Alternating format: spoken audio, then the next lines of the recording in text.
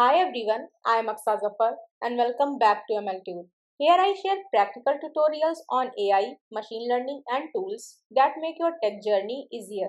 If you love learning step by step with real examples, make sure to subscribe and turn on the bell so you never miss a new video.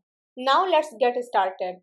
In this video, we are going to explore an important feature in Claude Code, output styles. We will start by understanding what they are and why they are useful. Next, I will show you the built-in styles that come ready to use. We will also learn how to switch between different styles to suit your project.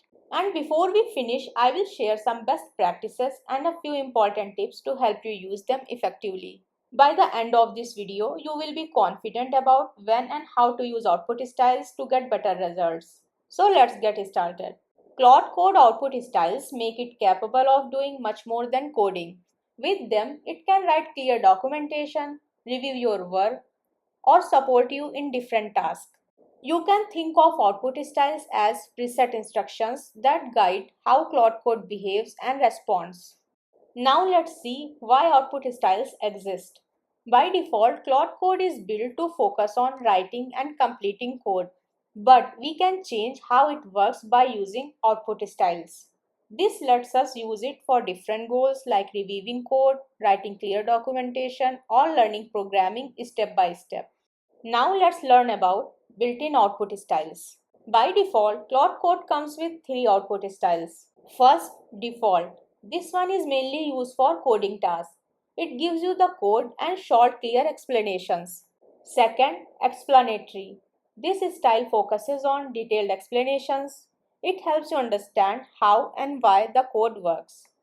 Third, learning. This one is great for practicing and learning new concepts. It provides small tasks and asks you to complete them on your own. Now let's see how we can change the output style in Claude Code. First, I will open Claude and use the /output styles command. This will show all three options: default, explanatory, and learning. From here, I can simply choose the one I need and switch between them anytime based on my task. Now let's look at some best practices for using output styles. We can use output styles to adjust how the tool works based on your needs. For regular coding tasks and quick explanations, the default style is the most helpful. When starting a new project or when you need more detailed explanations, the explanatory style is a better choice. And if you often follow the repeated steps in your work, creating custom styles can save time and keep everything consistent. We will learn how to do that in the next videos. Let's quickly go over the key points to remember from this video. Always keep your output style aligned with the goal you are trying to achieve. By default, there are three styles available: default, explanatory, and learning. And for workflows that need complete customization, you can create your own custom styles. If you found this video helpful, don't forget to like, share, and subscribe to MLTube for more AI and machine learning tutorials.